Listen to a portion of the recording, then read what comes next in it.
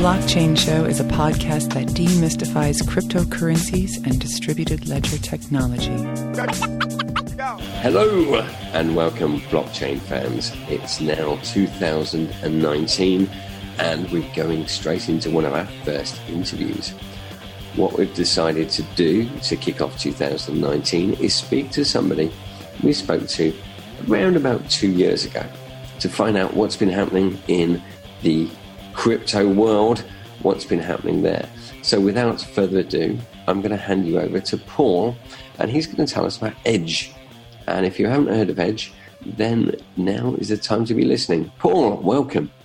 Hey, thanks for having me on board. So Edge, for those of you that may have been listening to an older episode way back in 2016 when I was last on, our company was actually called Airbitz at the time. And for those of you that were in the Bitcoin space back then, we were a simple mobile Bitcoin wallet with the big focus on making private key management very easy, meaning we were the only non-custodial wallet where you didn't ever have to see your private keys. You didn't have to write them down, put them on a piece of paper, back them up, encrypt them. You just created an account and logged in. And it was available on iOS and Android, allowed people to buy and sell cryptocurrency integrated inside of the app, and the usual send and receive.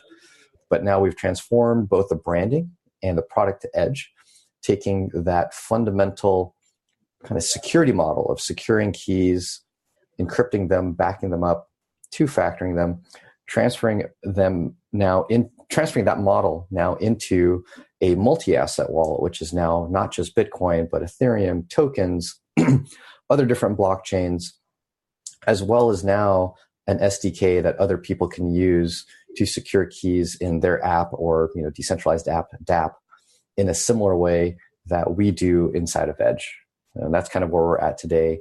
Happy to talk about how this has been kind of fitting with the industry as a whole and how the industry has transformed and how we've kind of transformed with it. Who are your target customers that want to secure their keys like this? So if you think about the current state of the industry, obviously there's a lot of still early adopters. We're still less than 1% of the population. And so our target customer is going to be everyone else. We're looking at the mass adoption type of a crowd. And a lot of companies say that, but we have a very specific angle by which we decide to build the product. And so familiarity is the key, meaning let's build something that feels familiar to what people are using today for creating accounts, creating financial accounts, and securing them. And while it achieves some of the value proposition of cryptocurrency that a lot of the early adopters care about, it still achieves the usability of a financial tool that's very, very familiar to everyone else. Meaning, the big friction point everyone complains about is the key management. Writing down 24 words or saving a file, encrypting it, putting it where someone can't see it. That is one of the biggest friction points. And it is one that if you mess up, it is money lost. For the first time in history, user experience in technology could lose you money if the UX is bad. And so go back to answer the question, who is the target market for like our consumer app? It is just the everyone else that wants to be able to use and hold cryptocurrency or trade it if they want to, because it's built into the app. The target market for our SDK are app developers that care about that for their users, because they're trying to build something that they also aim to have mass adopted. So they want a user experience that's easy for the users to secure private keys. Yeah, I think it's really important that with all these laptops which are on rubbish dumps and trash heaps, that they are secure when somebody does find them with the millions of Bitcoin, which we keep reading about with stories, though those stories do seem to have gone away. Yeah, but the funny thing is, if you listen to those stories, the problem that people have isn't that the laptop wasn't secure from an attacker. It's typically that it wasn't secured from the user themselves. The user is the one that screwed something up. They're the ones that, took the hard drive out, wiped it out, forgot that the keys were on it, so they weren't backed up. Or they weren't encrypted and they stuck it on a thumb drive and someone else picked it up. Or they wrote down the backup of their wallet that was on their laptop and put that somewhere unsafe. So the stories of how people are losing crypto are actually very different than what the media is scaring us about and what a lot of crypto companies are scaring us about. So like during the big ramp up of 2017, a ton of hardware wallets were sold. However, if you look at why people were losing money, it wasn't because they weren't putting them on a hardware wallet. it's because they were leaving them on an exchange or they were losing the wallet themselves. So the biggest fear that people have is not a fear of what people are really losing money doing. And that's where we come in at Edge, is that we've been trying to target the actual cause of loss, which is human error. So we make creating and securing keys much more forgiving to user error, as well as we make it less intimidating and make it feel like you're just simply using a hosted service, such as an exchange. So we don't alienate people into saying, oh, I don't want to deal with this. This is scary. I'll just leave my money with a custodian. At the same time, we make it forgiving when they do use Edge and infrastructure that we've got. That's really good for January, really, because January seems to be the month where everybody sort of like gets back into work, and it takes them a week or so to find out where their mind is, let alone what their passwords are. Okay, before we get into the development side of things, perhaps we can talk about what users should be doing and what the industry could be doing better, and then we can talk about the other side of it, that developer and the SDK provide. Yeah, so on the user side, we were really excited about the January 3rd proof of keys that Trace Mayer had, the initiative that Trace Mayer had pushed forward. And that's probably the first thing that users should be doing is taking their funds and holding them in wallets where they control the keys, whether that be Edge or dozens of other different options. That's the single biggest thing that users should be doing. And that provides multiple things. Before it was just kind of an ideological, hold your money, because if you don't hold your money, you're not getting the full benefit of cryptocurrency. But now there's actually real reasons to do that even a non-ideologist should care about.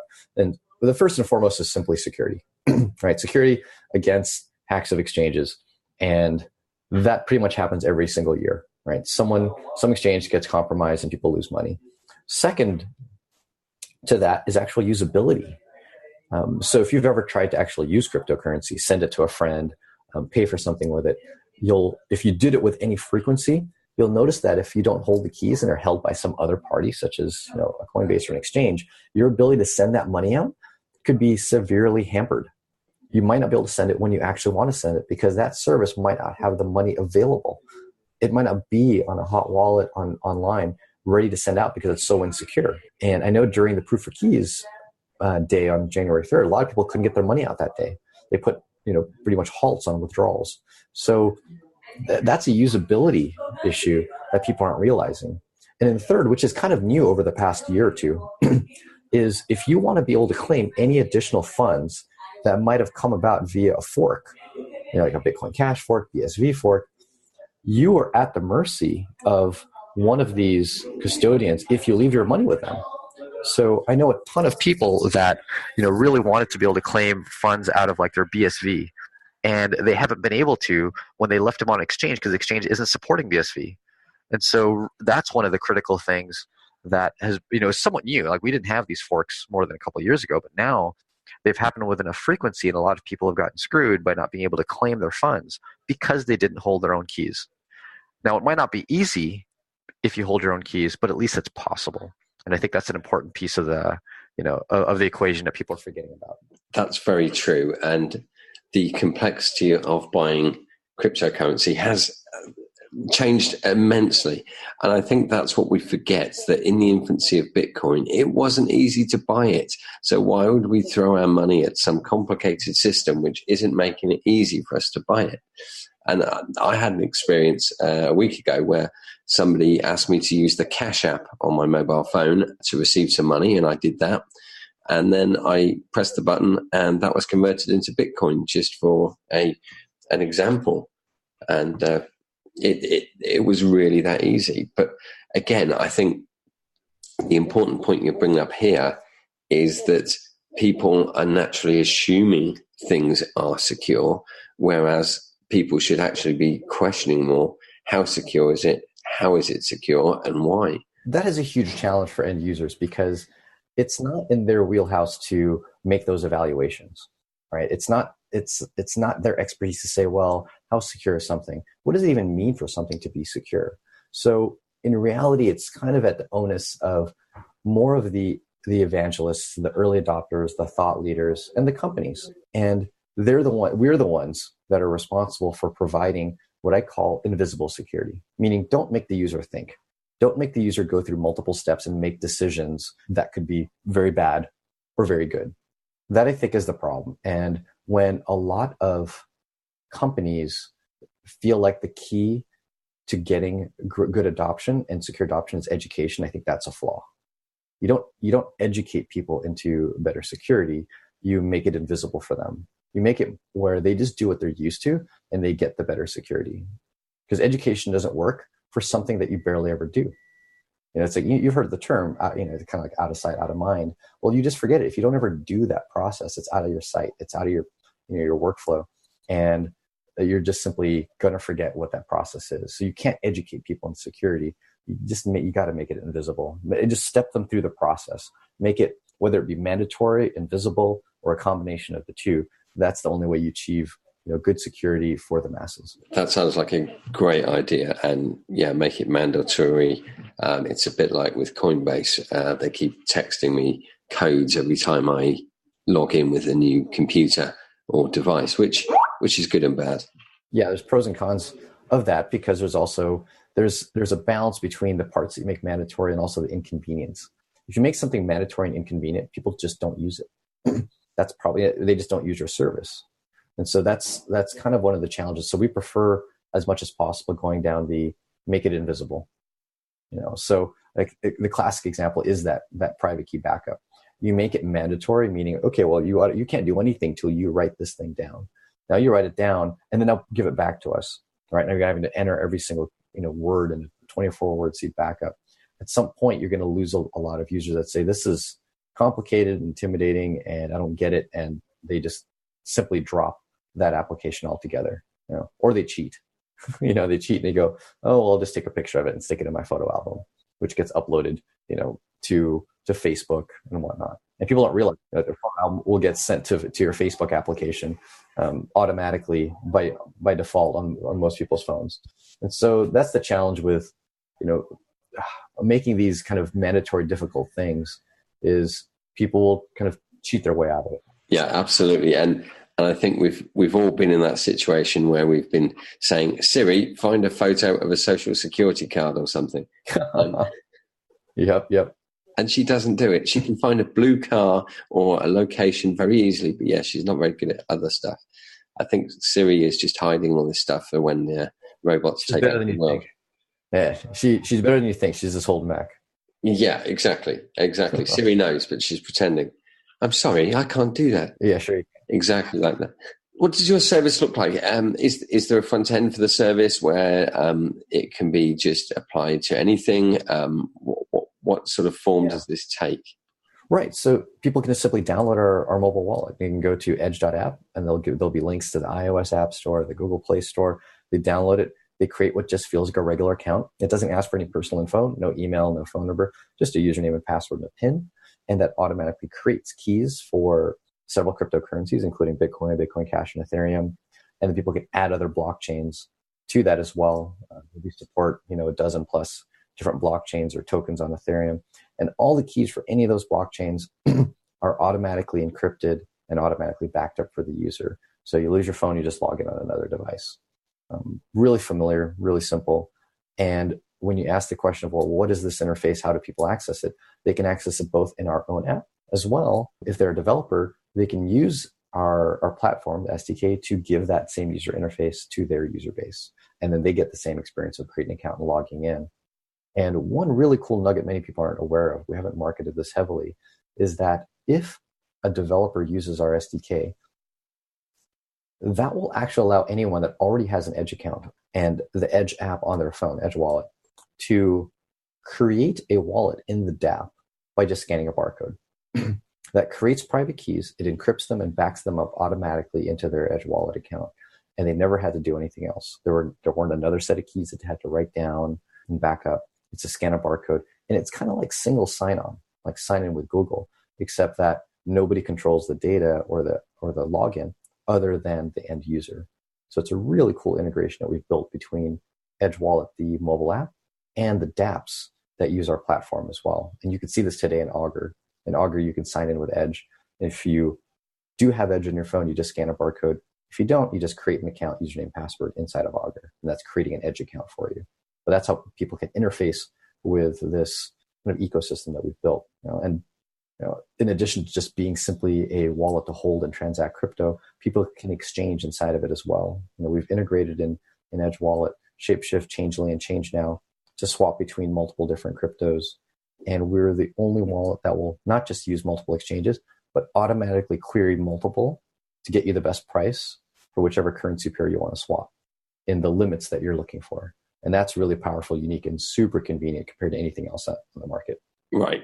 So just for our listeners out there, you are finding the best deal possible as well. Absolutely. Yep. You say you want to go Bitcoin to Ethereum, and the 3 exchange providers support that because it's a pretty basic one that many support. It's going to find you the best price. So you're trying to go Bitcoin to Monero. That's only supported by maybe a couple of the exchanges. It's going to find the best price across those 2.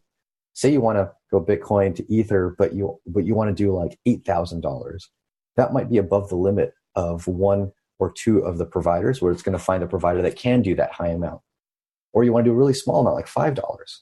Some providers have a minimum, meaning like $50 minimum. Well, it's going to find the provider that that can suit that small amount that you want to swap.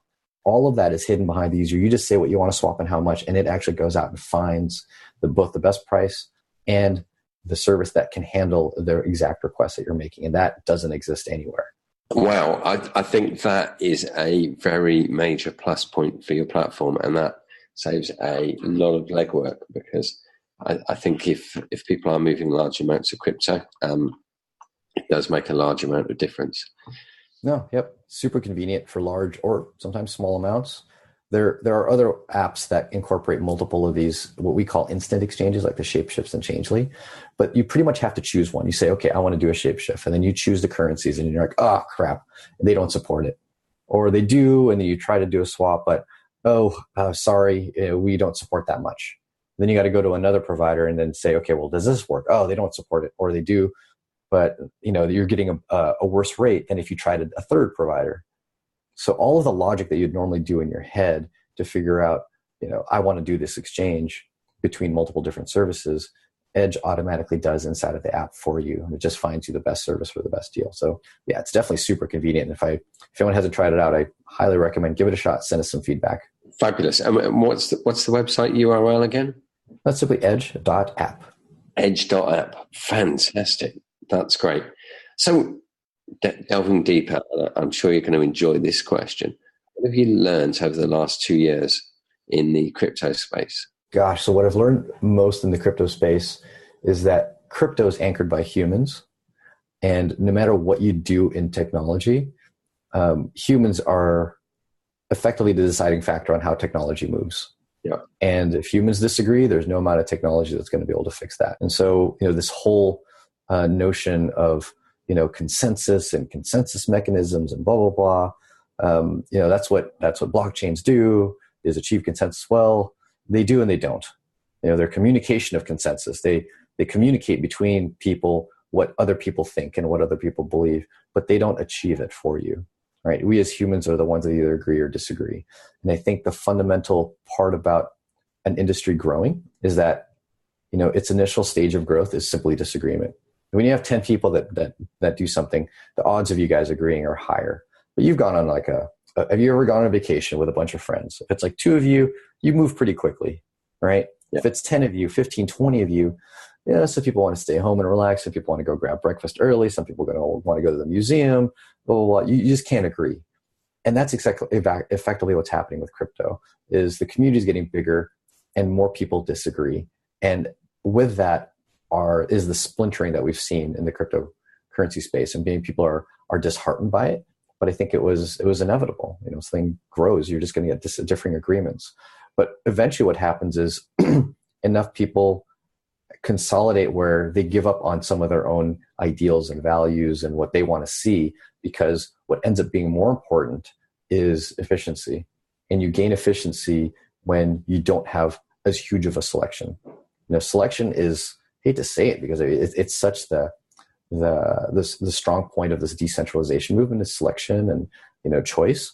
But with choice, you get less efficiency. That's almost truth. You just simply do.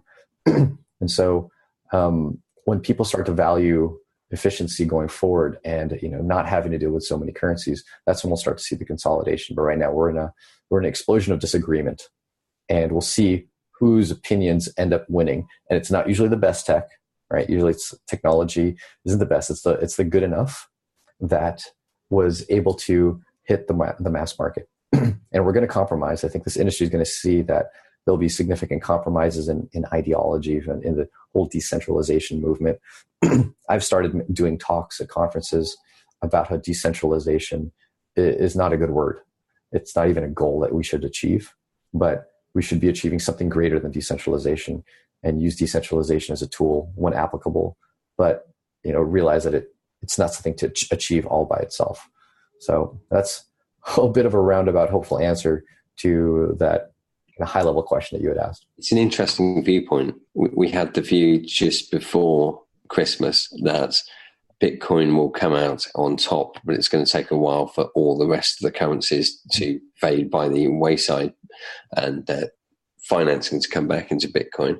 But I like the analogy of taking friends on holiday. It's something I was discussing with somebody yesterday, that the only way to do that is to say, look, I'm doing it this way. If you want to join me. Otherwise, you go and do your own thing. Right, exactly. And, in a group of 12 friends, you're going to get 4 people like, look, this is what I want to do. Join me if you want. You got another 4 people. One person said, look, I'm going to go do this. Join me if you want. And that's effectively what we're seeing in crypto.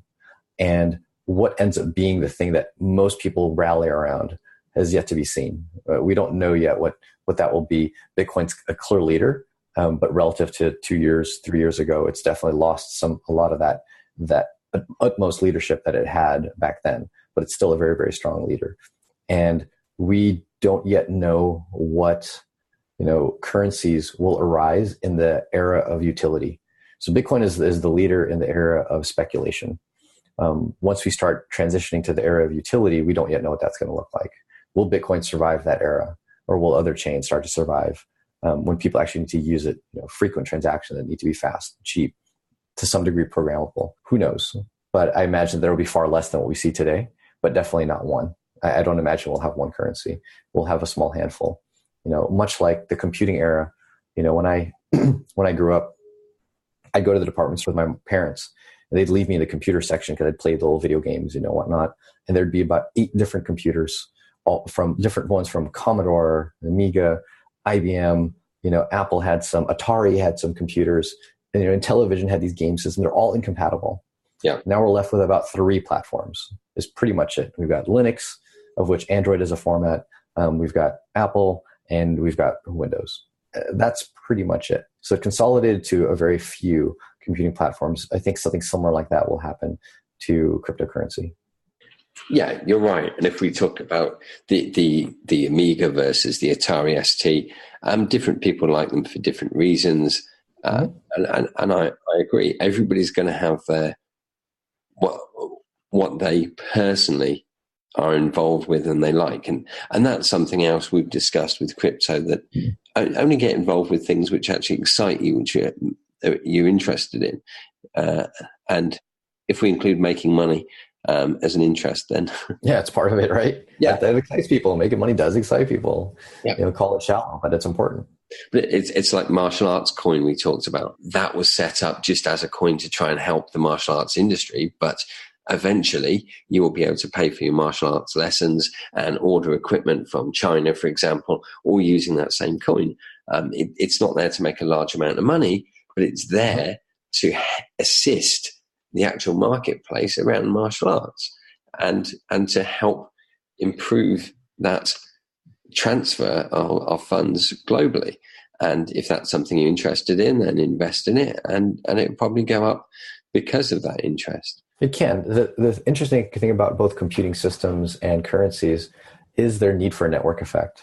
And so I mentioned the name Commodore and Amiga because that's what I owned as a kid. I owned an Amiga, and it really appealed to the people that were interested in fluid visuals and graphics. So it was a very graphic-oriented computer, whereas at the time, like the IBM wasn't, right? Like the IBM, Windows, whatnot, just they weren't very graphically powerful.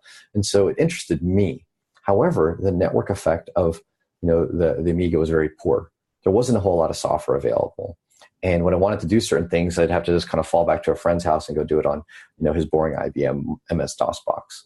And so the network effect being weak can sometimes overpower, the interest level in that use case.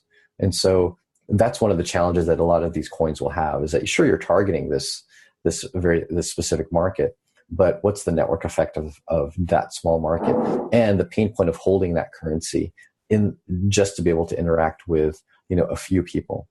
Currencies, unlike computing systems, once you can send and receive it, there's not a huge amount of differentiating factor. It's just marketing at that point.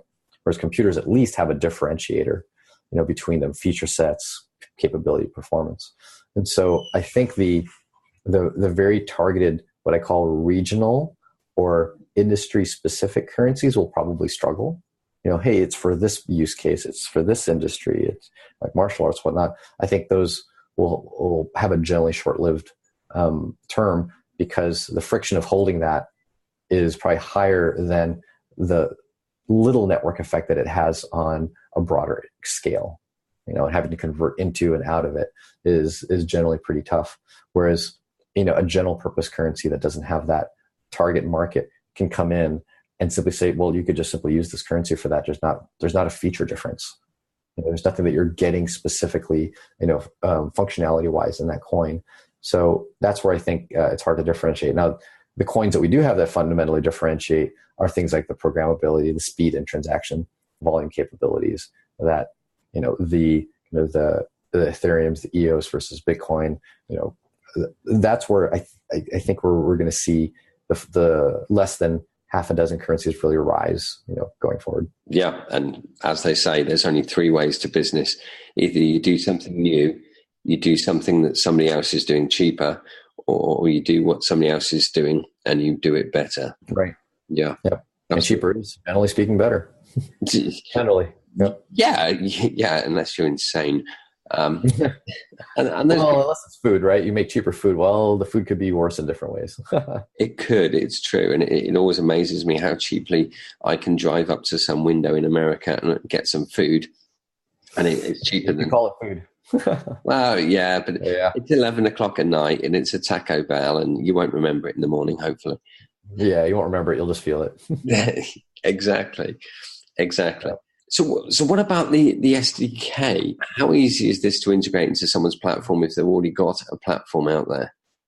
Yeah, so it depends on what you're doing inside of the application. If some people are trying to mirror some of the functionality we have in Edge with like a username password feel, almost everything that we've seen falls very short from the full functionality of two-factor, password recoverability, PIN login, all of that. But if a system is trying to mimic that type of login interface, it's a bit harder to integrate Edge. For a lot of apps that do like in adapt specifically like Augur that integrate, hardware wallets and MetaMask, it's actually quite simple. It becomes just another kind of login option into your app, where normally you might have a MetaMask deal with the keys or a hardware wallet deal with the keys. Well, you just simply have Edge as SDK inside your app deal with the keys. And so, the SDK can sign transactions for you. It can create the private key, create the public address, give the application a public address so it can kind of talk to the blockchain. And then, like I'd mentioned, it can sign transactions for that dApp. So integration is actually not very difficult at all. We've packaged it up where all of the UI, all of the screens and buttons and drop downs to log in, create an account, re-log in with a PIN, do a biometric on mobile, all those screens are actually done for you. It's not just an API. You get all this UI, all this user interface is already done for you as a developer. And, all your app has to do is say, hey, Edge, can you please get me a logged in user? Right? And Edge does all these screens that say, oh, create an account, log in, or re-log in, whatever. And at the end, the dApp goes, oh, cool, I've got a user. Well, please sign this transaction or get me the public address. So from the viewpoint of integration, we feel like it's fairly straightforward relative to the complexity of the dApp that most of these projects are building. Excellent. I think there's something there for everybody, and it's something to consider as a boxed solution for the security element for any platform out there. Yep, exactly. From a viewpoint of security, crossed over the user experience, it's probably hit the perfect balance that we as an industry we've been trying to find. Security can be built, to 99.9%, but at the compromise of almost all the usability. So really, it's always going to be a balance of the two, and we're trying to strike that balance. That is really good. So before we finish the podcast, what are your sort of predictions? 2019, what's going to happen, and where is Edge going in the up and coming year? Yeah, so predictions for 2019, definitely it's going to be a bit of a crypto struggle year. It's going to be our winter of both building, for the companies that had that in their forefront of their mind versus the kind of the junky fundraisers and ICOs from last year. But from the viewpoint of the industry as a whole, I don't think we're going to see consolidation yet. We're going to maybe start seeing that within 5 years. But I think 2019 is going to be a testing period for a lot of project companies and see which ones really bring value to the industry, and the ones that do, continue on into 2020.